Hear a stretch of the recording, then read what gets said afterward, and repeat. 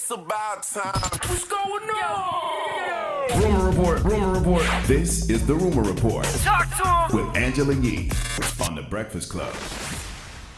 Well, we've been following this story about the potential Phoenix Suns ownership group that's on the way. That's all after Robert Sarver was outed for being a racist, a sexist, and now he's selling the team altogether. And a lot of people have been linked to this potential ownership group. People like Shaq, Jeff Bezos have been linked to the franchise. Now there's another person, and that person is Barack Obama.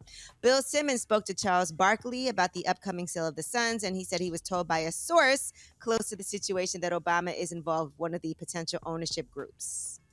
That could be interesting. That'd be dope. Yeah, that'd be dope. That'd be real dope. All right, so we'll keep on following this story. And 50 Cent. I mean, it would only make sense, right? Because if you're an owner who, lost a team for making racist and sexist comments, you should have to sell it to a black person or a woman, right? I agree. All right, now 50 Cent has kicked off a 3-project deal, and this is a Lucid Media partnership with Peacock.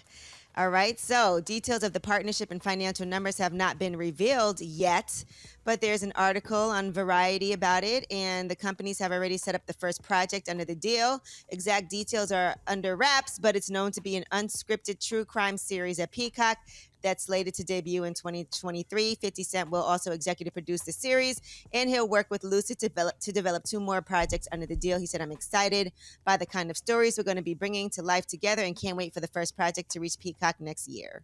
Dropping the clues bombs for 50 Curtis St. Jackson. Curtis 50 St. Jackson.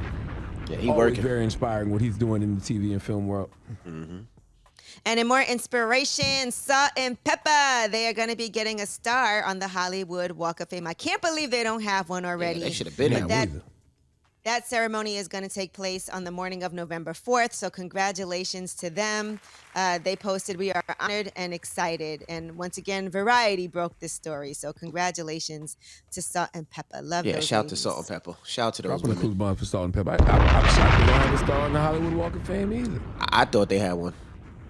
All right, MC Lyte and Roxanne Shante are going to serve as guest speakers at the ceremony. That will all be live streamed on the Walk of Fame website. And MC Lyte and Roxanne Shante need stars on the Hollywood Walk of Fame too. I don't know if they have them or not.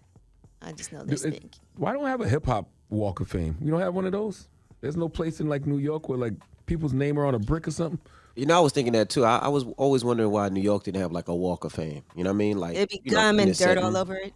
I mean, it's nasty in LA though. Rat doo-doo, pigeons pooping. But the reality is, since New York is the birthplace of hip hop, that would make the most sense for there to be a hip hop Walk of Fame. But yeah, I don't know where. Well, maybe they'll do something outside that hip hop museum that they're doing in the Bronx. True. Perhaps.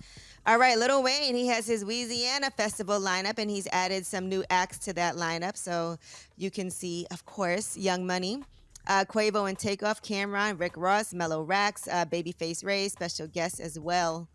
So that should be a good one for everybody to check out. That's going to be happening actually this Saturday. It's back. So they said there's a few tickets left for everybody that wants to go to that.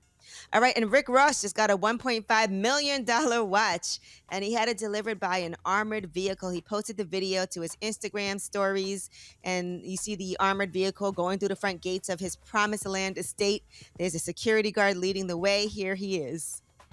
Oh, this armed delivery, huh? This how you doing it, huh? Yes, sir. We gotta make sure the goods are safe, ain't it? It's the biggest boss.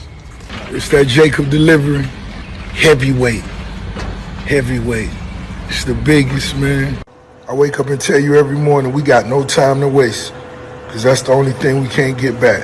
This is beautiful right here. Jacob, this is beautiful. The triple tourbillon. Hope I'm saying it right. Salute to Rick Ross. Rick Ross is another black man I love to see living life. Okay. Rick Ross enjoys his life. You hear me? Dropping the clues bombs for Rick Ross. If you have Is that how you say it? Tourbillon? I never knew how to say that.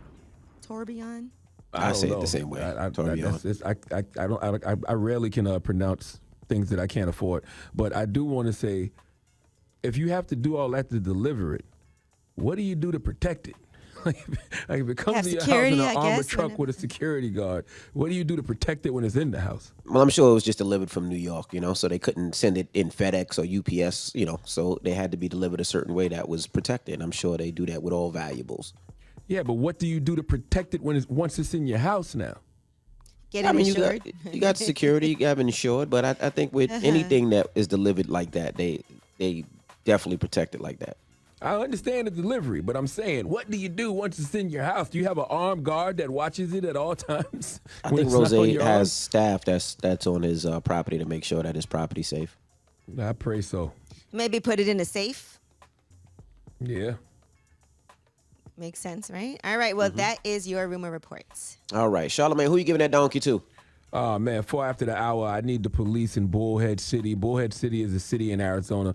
I need them to come to the front of the congregation because they are simply punishing a person for doing the right thing. We'll talk about it. All right, we'll get to that next. It's The Breakfast Club.